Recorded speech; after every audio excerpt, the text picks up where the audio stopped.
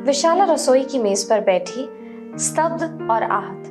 अनिल से उसकी शादी के 4 साल हो चुके थे।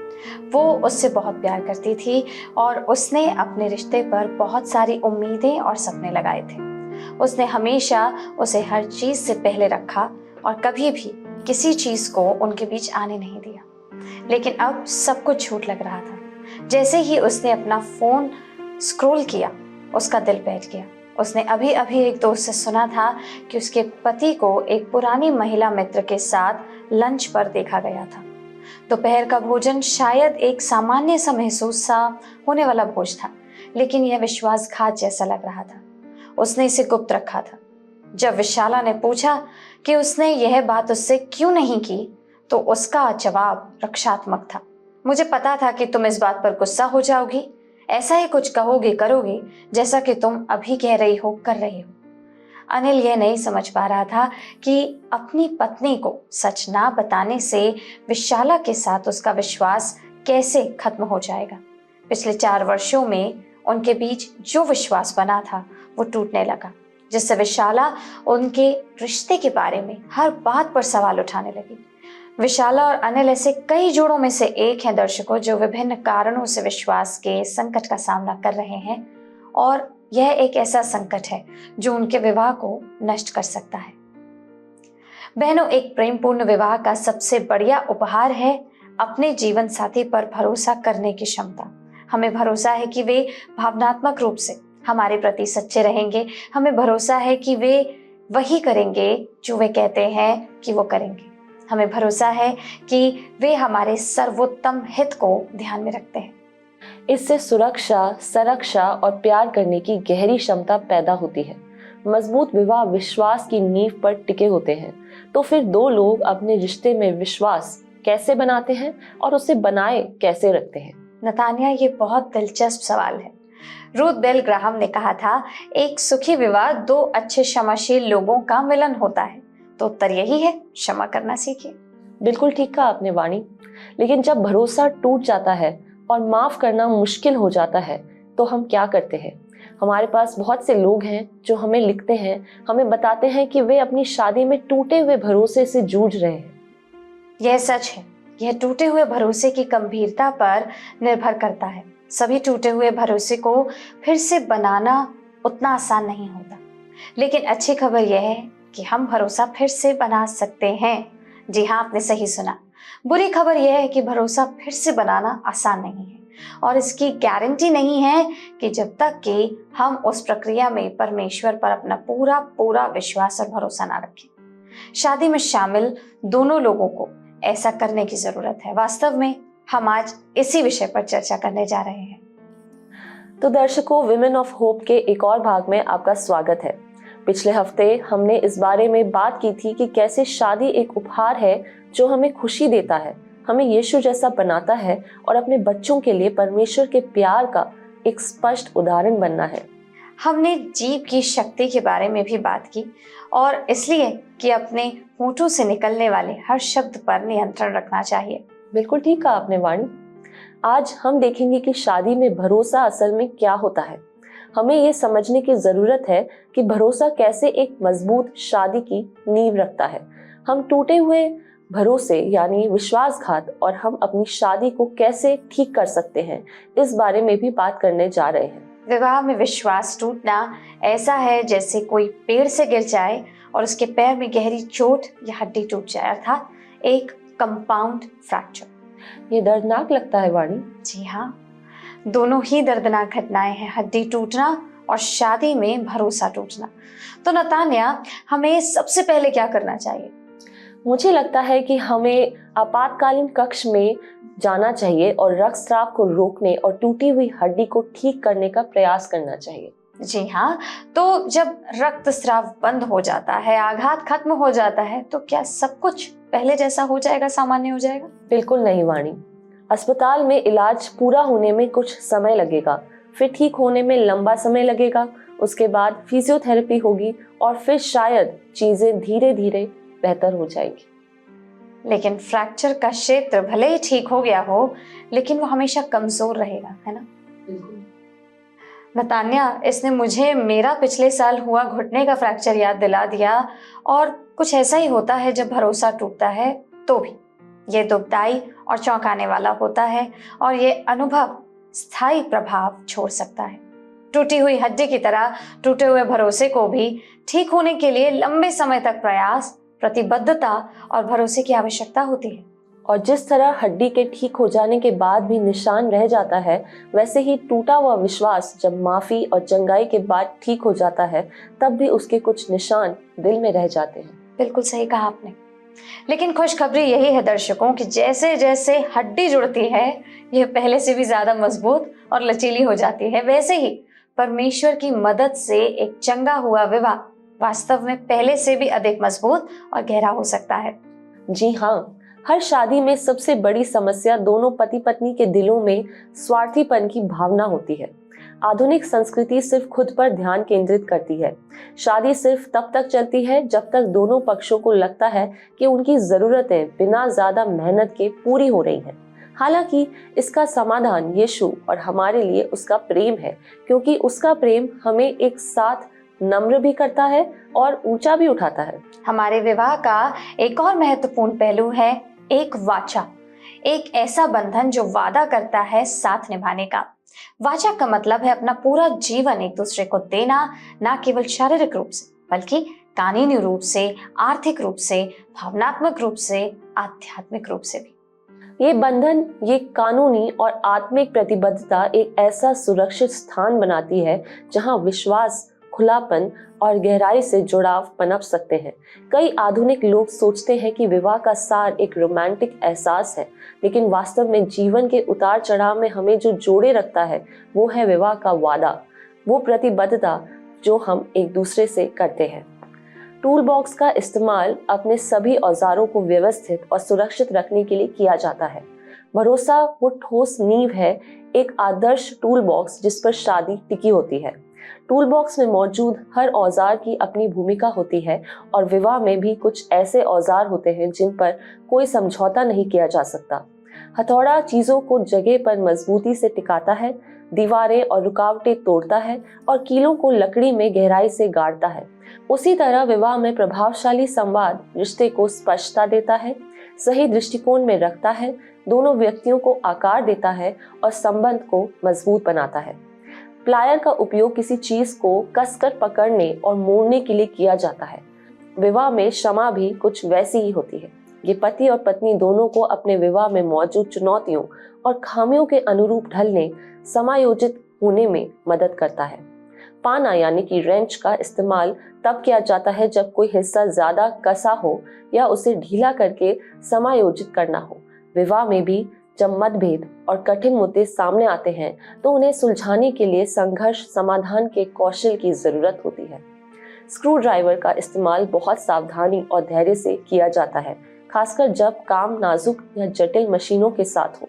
विवाह में भी पति पत्नी को एक दूसरे की इच्छाओं और चिंताओं को समझने के लिए समय और ध्यान देना जरूरी होता है, इससे पहले कि वे किसी समस्या का हल निकालने का निर्णय लें।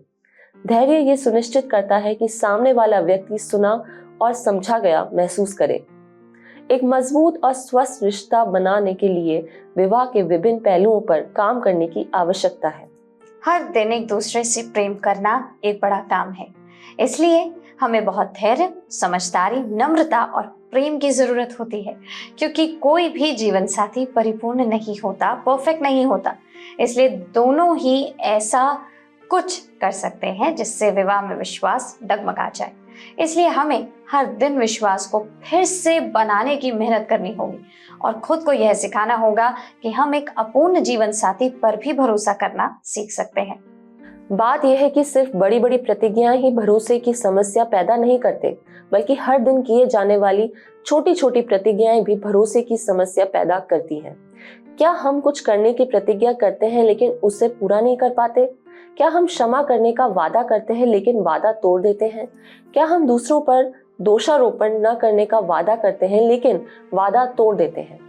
क्या हम भरोसेमंद हैं? हमें यह भी देखना चाहिए कि जब हमारा जीवन साथी या कोई मित्र या कोई परामर्शदाता हमारी असफलता को उजागर करता है तो हम किस तरह से प्रतिक्रिया करते हैं? क्या हम रक्षात्मक हो जाते हैं, क्रोधित हो जाते हैं? जब हमारी असफलताओं का खुलासा होता है तो क्या मुंह फुला लेते हैं या आत्मदया में डूब जाते हैं? या क्या हम स्वेच्छा से और विनम्रता पूर्वक अपनी असफलताओं को स्वीकार करते हैं? पता है वाणी, मेरी माँ हमेशा कहती थी, शादी में भरोसा बगीचे की मिट्टी की तरह होता है।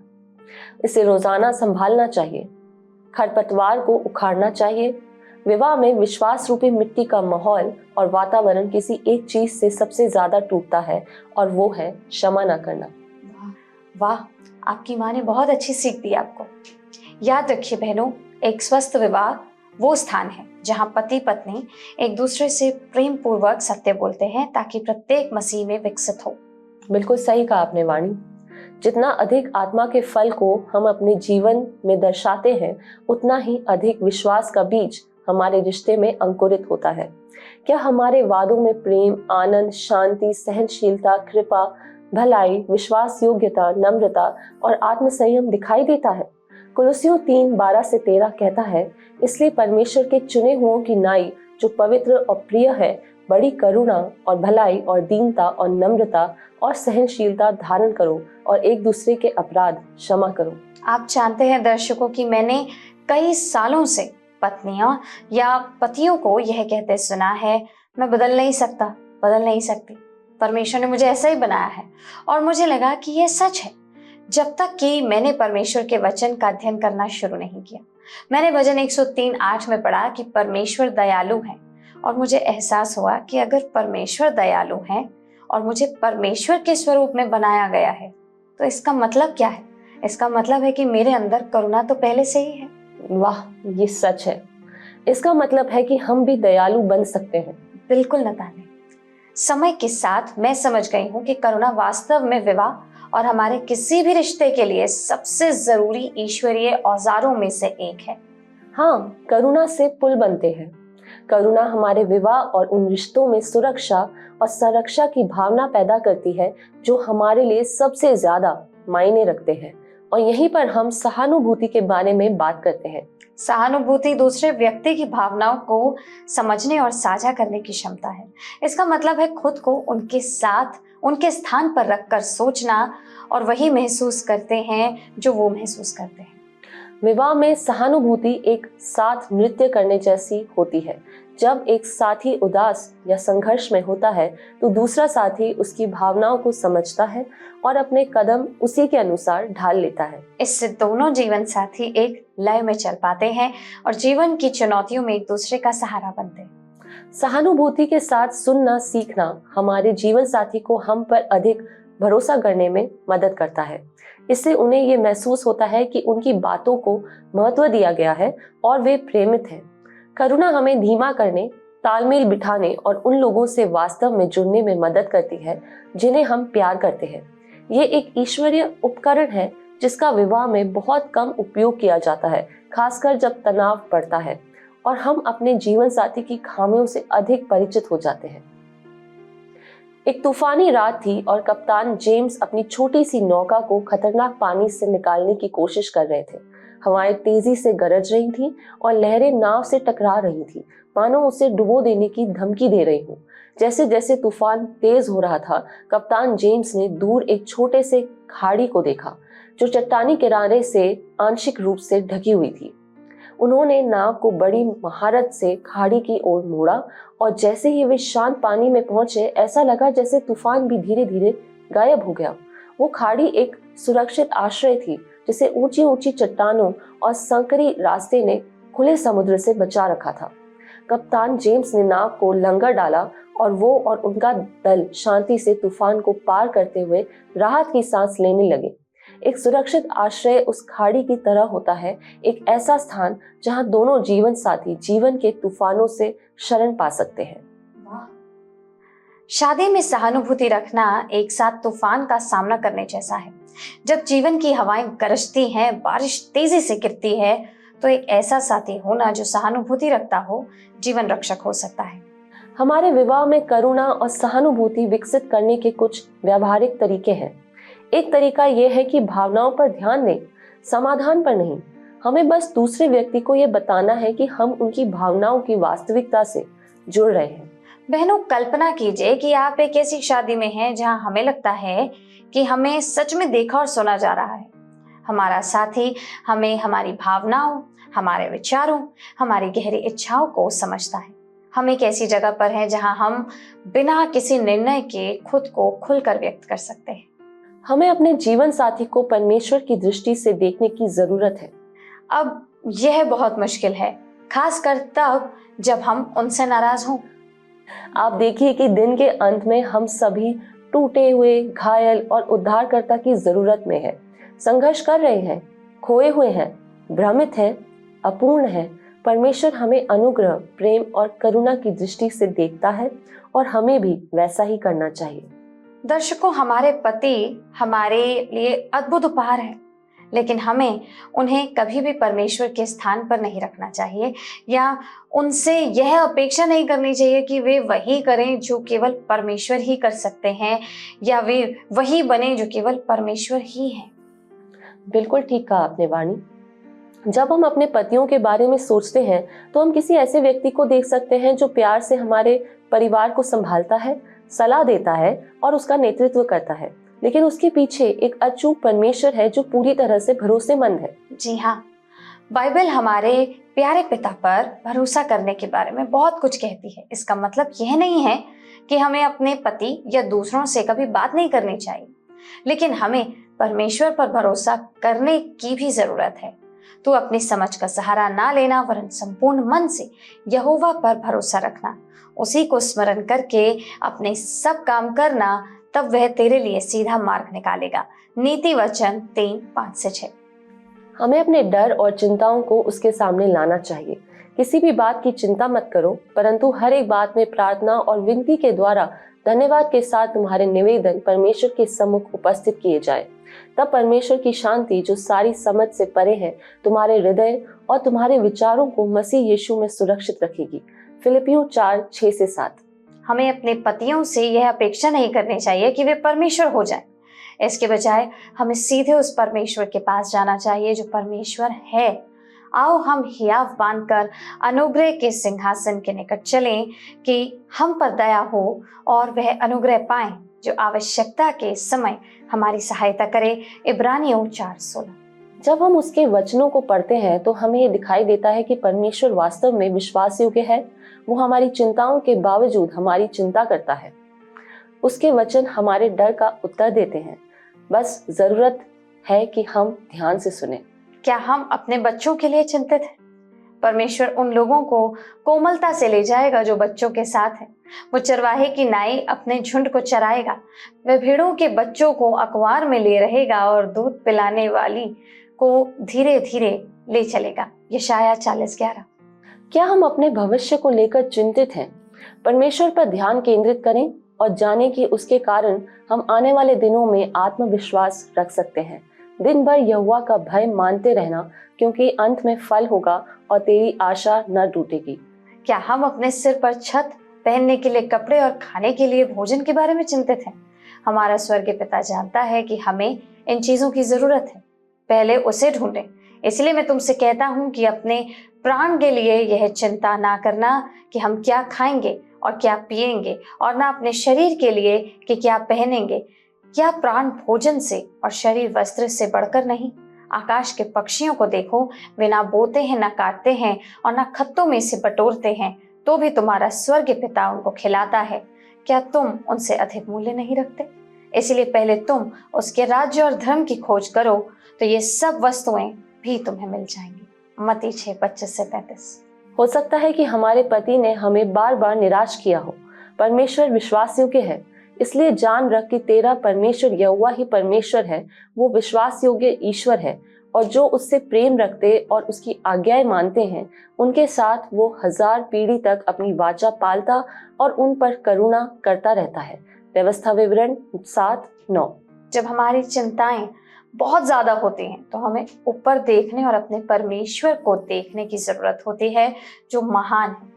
जब हम अपने जीवन साथी पर भरोसा करने के लिए संघर्ष कर रहे होते हैं तो हमें ऊपर देखने और यीशु पर भरोसा करने की जरूरत होती है। दर्शकों, याद रखिए, जिसने अपने निज पुत्र को भी ना रख छोड़ा परंतु उसे हम सबके लिए दे दिया, वह उसके साथ हमें और सब कुछ क्यों ना देगा। रोमियो 8:32। एक टूटे हुए फूलदान की कल्पना कीजिए जो टुकड़ों में बिखर गया हो। चाहे हम कितनी भी कोशिश कर लें, उसे पहले जैसे जोड़ पाना नामुमकिन सा लगता है, लेकिन फिर हम टूटे हुए हिस्सों को सुपर ग्लू लगाते हैं और बस ऐसे ही टुकड़े आपस में जुड़ जाते हैं। जैसे जैसे गोंद सूखता है, फूलदान मजबूत होता जाता है। सुपर ग्लू द्वारा बनाया गया बंधन अटूट होता है जो टुकड़ों को एक साथ रखता है। विवाह में परमेश्वर उस सुपर ग्लू की तरह हो सकता है। जब हम एक दूसरे के प्रति और परमेश्वर के प्रति समर्पित होते हैं तो वह हमारे रिश्ते में काम करना शुरू कर देता है।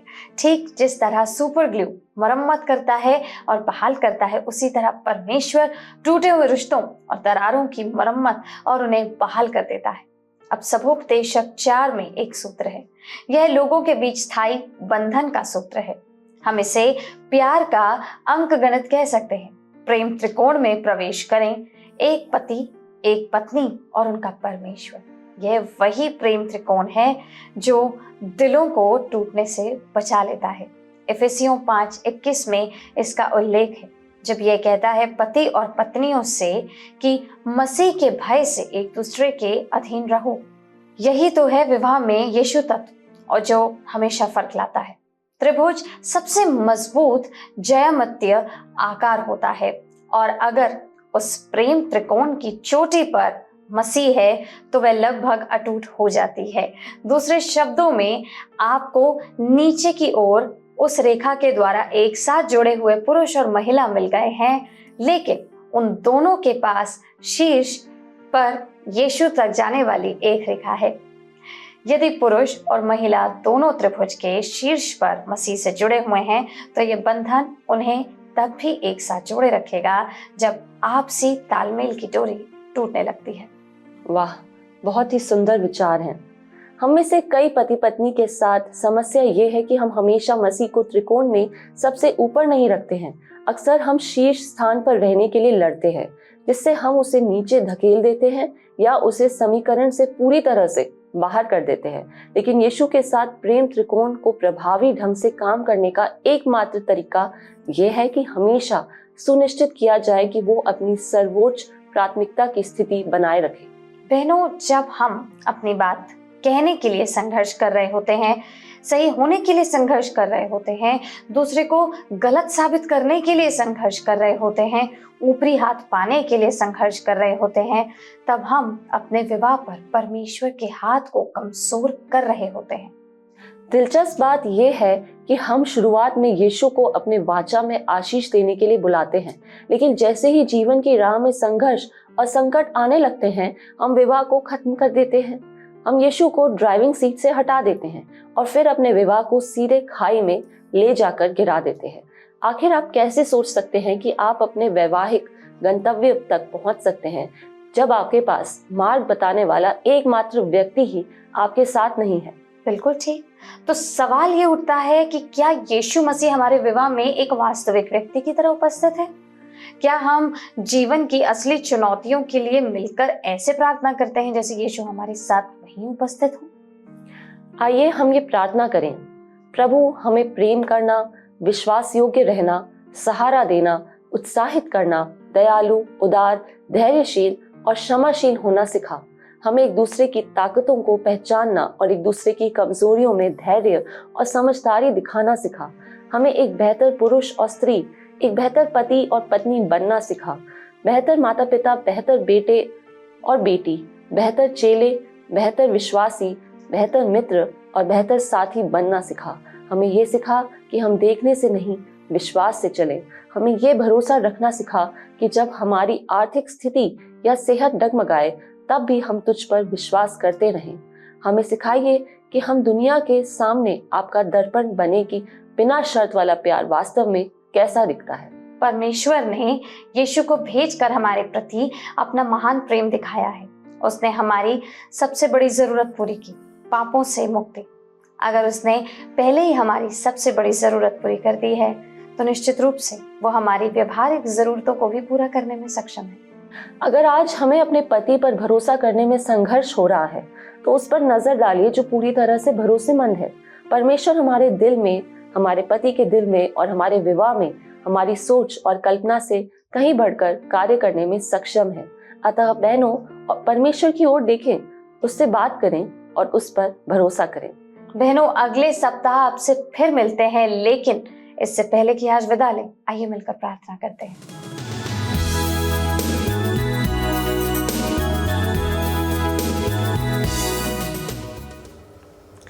धन्यवाद सामर्थी प्रभु परमेश्वर, हम आपका धन्यवाद करते हैं प्यारे पिता। आपने विश्वास, संयम और प्रेम के बारे में आज हमसे बात करी है प्रभु। हम आपके समक्ष आज इस स्थिति को रखते हैं, क्योंकि हो सकता है कई ऐसे जोड़े, कई ऐसी पत्नियां, कई ऐसी बहनें, कई ऐसे भाई आज अपने तनावपूर्ण रिश्तों से जूझ रहे हों। परमेश्वर, घर टूट रहे हैं और परमेश्वर, हम आज उन स्थितियों को आपके सामने रखते हैं, क्योंकि जिस घर में आप होंगे वो कभी टूटेगा नहीं, कभी बिखरेगा नहीं। प्रभु, आप मदद करिए अपने बच्चों की, ताकि वो भी उसी संयम, उसी प्रेम को समझ सकें, क्योंकि आपने हमें भी कोमल बनाया है, हमें भी दयालु बनाया है। प्रभु, आपके गुण हम में आए। परमेश्वर, आपने एक बहुत ही सुंदर रिश्ता पति और पत्नी का बनाया है, उन दोनों को एक साथ जोड़ा है ताकि वो एक दूसरे की मदद कर सके, एक दूसरे के सहायक बने। प्रभु, आप जिस तरीके से त्रिकोण के परमेश्वर एक ऐसे चोटी पर होते हैं जहाँ से वो दोनों शीर्ष एक साथ जुड़ते हैं एक रेखा के द्वारा, आज जो घर टूट रहे हैं, जो बहनों ने आज परमेश्वर इस वचन को देखा, अगर किसी भाई ने अपने इस वचन को देख करके अपने जीवन में कोई बदलाव लाने के लिए आज कुछ सोचा है, तो आप उनकी मदद करिए, ताकि आप उनके रिश्ते के शीर्ष पर नहीं बल्कि उनके रिश्ते की चोटी पर रहें, और वो एक सुपर ग्लू जो आप में उन्हें मिले, उसके द्वारा हमेशा इस बंधन में और ज़्यादा दृढ़ता के साथ चलें। प्रभु, आप उनकी मदद करिए, अगुवाई करिए, और इस वचन को हमारे साथ अपने परमेश्वर सामर्थ के द्वारा हमारे साथ लाने के लिए आपका बहुत बहुत धन्यवाद। यीशु मसीह, इस प्रार्थना को अपने उद्धारकर्ता प्रभु यीशु मसीह आप ही के नाम से मांगते हैं, आमीन।